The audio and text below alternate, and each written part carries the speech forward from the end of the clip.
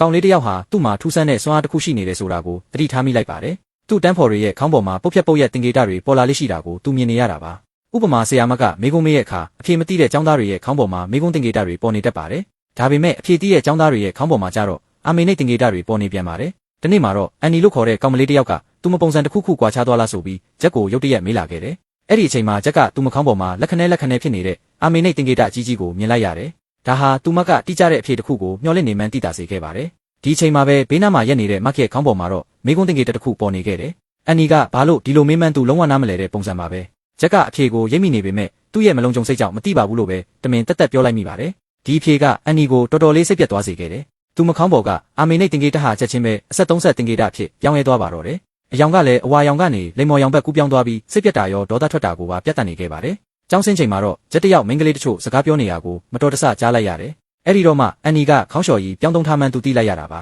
။အားလုံးကသူ့မမရေးစားရသွားပြီလားဆိုပြီးခံမှန်းနေကြတာဖြစ်တယ်။ဒါကိုကြားလိုက်ရတဲ့ဂျက်ခတ်များနေနေတော့တဝင်းတိုမိသွားပါတယ်။နောက်တစ်နေ့မှာတော့အန်နီကသူတို့စီပြေးလာပြီးသူမပုံစံဘာကွာချသွားလဲဆိုတာထပ်မေးပြန်ပါတယ်။ဂျက်တယောက်ဘလို့ဖြေရမလဲဆိုတာမသိဖြစ်နေုံပါပဲ။တေချာတာပေါ့သူမခေါင်းပေါ်မှာဟိုဆက်30တင်ကေတတွေထပ်ပေါ်လာခဲ့ပြန်တယ်။ဒါပေမဲ့ဒီတစ်ခါသူမကဂျက်ကိုကြည့်လိုက်တဲ့အခါမျက်ဝန်းထဲမှာစိုးရိမ်စိတ်အရေးအယောင်တချို့ရှိနေခဲ့ပါတယ်။ဂျက်ကခေါင်းလျှော်ကြီးပြောင်းထားတာလားလို့မေးချင်ပေမဲ့အတိတ်ကဆိုးရွားတဲ့အဖြစ်အပျက်တစ်ခုကိုတတိယသွားတာကြောင့်နောက်ဆုံးမှာတော့ဘာမှထုတ်မပြောနိုင်ခဲ့ပါဘူး။